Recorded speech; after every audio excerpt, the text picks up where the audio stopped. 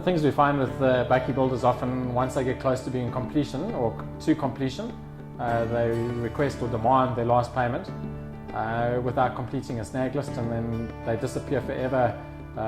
There's no maintenance period that the guys actually prepared to come back and service or deal with the client's issues and snags, and you can never get a hold of them, never find them, they never return phone calls. So we always suggest, trying to retain a small percentage as a retention for a maintenance period, which is normally 3 months, so that you've got some kind of hold over a builder.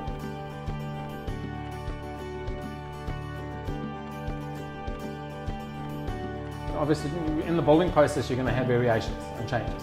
So those need to be managed, and a very accurate log or record is kept of all those changes, so that by the end of the time you get to the end of the contract, you know what your total bill is. There's no surprises. You're not getting invoiced for things that you thought were included in the bill. So that building process is managed in the proper manner.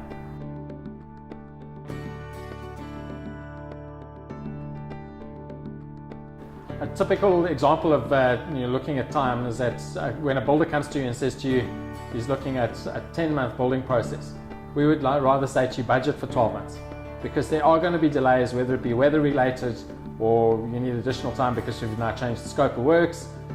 It also gives you a bit of leeway and a bit of time to actually make sure that the quality of the build is up to your standards. So it gives you a little bit of time. Instead of pushing the builder to try and finish in that 10-month time and you hold into the 10-month, rather budget on an additional 2 months.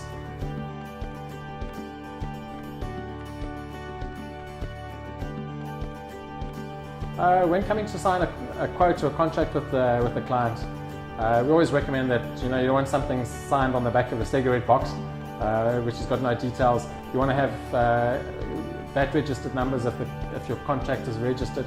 It's just a case of records for you. You want legitimate copies of the letterheads. Quotes need to be presentable. You want contact details with the quote.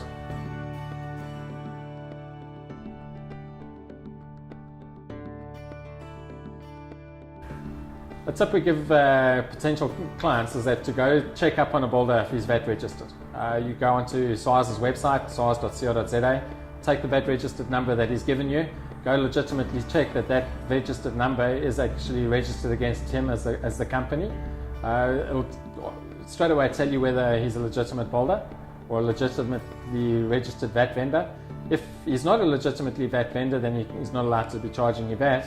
And then second of all, if that's on his quote, he's then obviously being dishonest with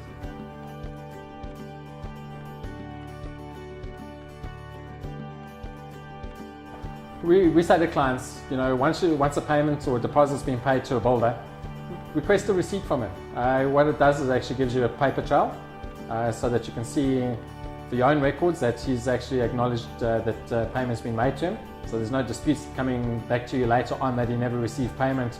You might have claimed that he did an EFT, but the money's not in his account.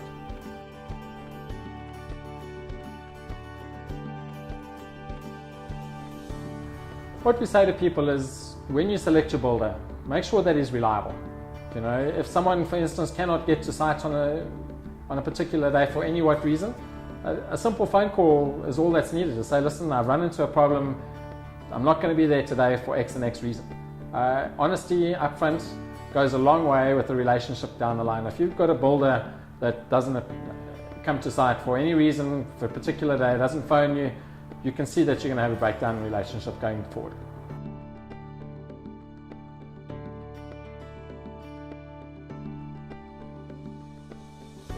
If you find a contractor is continuously not pitching up for site on a daily basis and is late, or has got a smaller team on site than you actually stipulated and agreed to when you started the contract, you're fully within your rights to renegotiate your contract, and in some cases, if you haven't put it into your contract with him, you can then stipulate that there's penalty clauses for delayed work, for delayed payments, well, not for delayed payments, but for being delayed on delivering the project.